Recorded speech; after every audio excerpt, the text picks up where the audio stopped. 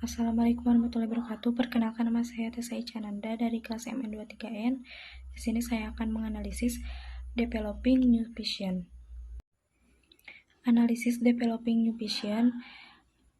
Jadi dari artikel Developing New Vision ini berfokus pada pentingnya visi dalam kepemimpinan, terutama dalam konteks perubahan. Visi yang jelas memandu tim menuju tujuan yang lebih baik, memotivasi individu, dan memberikan arah bagi organisasi. Di bawah ini adalah analisis terhadap konsep-konsep kunci yang diangkat dalam artikel ini, terutama terkait dengan bagaimana seorang pemimpin mengembangkan dan mengomunikasikan visi baru untuk menghadapi tantangan dan perubahan. Yang pertama ada sense making atau pemahaman dan kesadaran akan perubahan.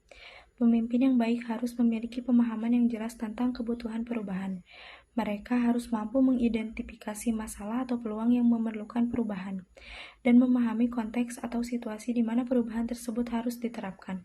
Dalam artikel ini, sense making adalah tentang bagaimana pemimpin menyadari dan menginterpretasikan perubahan yang sedang atau akan terjadi.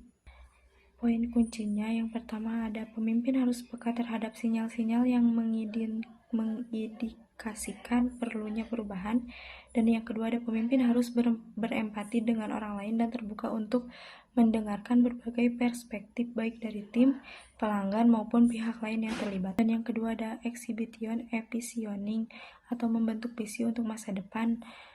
Visioning adalah proses menciptakan gambaran yang jelas tentang masa depan yang diinginkan setelah perubahan dilakukan. Visi ini harus realistis namun ambisius, sehingga dapat memberikan arah yang jelas bagi organisasi atau tim. Poin kuncinya, yang pertama ada visi harus mendorong inovasi dan meningkatkan kinerja organisasi. Kedua ada pemimpin harus menggambarkan masa depan yang lebih baik sebagai hasil dari perubahan.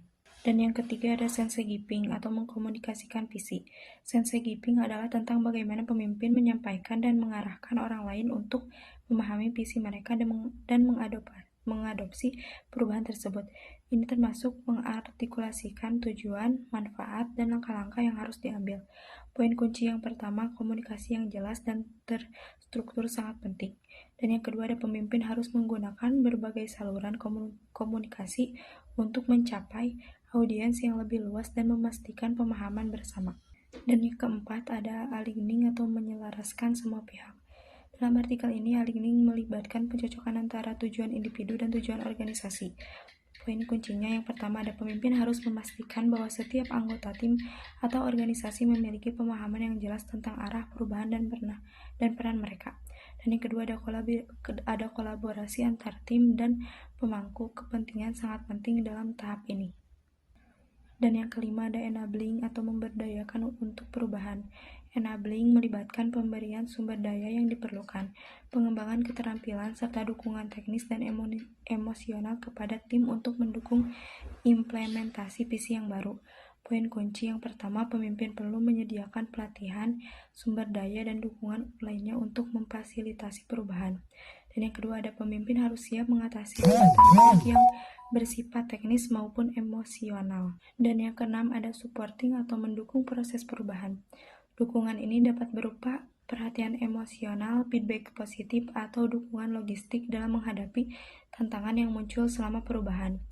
Poin kuncinya yang pertama ada pemimpin harus proaktif dalam memberikan dukungan untuk memastikan tim merasa aman dan dihargai selama proses perubahan. Dan yang kedua ada mengakui dan menanggapi kekhawatiran adalah langkah penting dalam memelihara moral tim. Dan yang ketujuh ada maintaining momentum and sustaining the change atau menjaga momentum dan menjaga perubahan.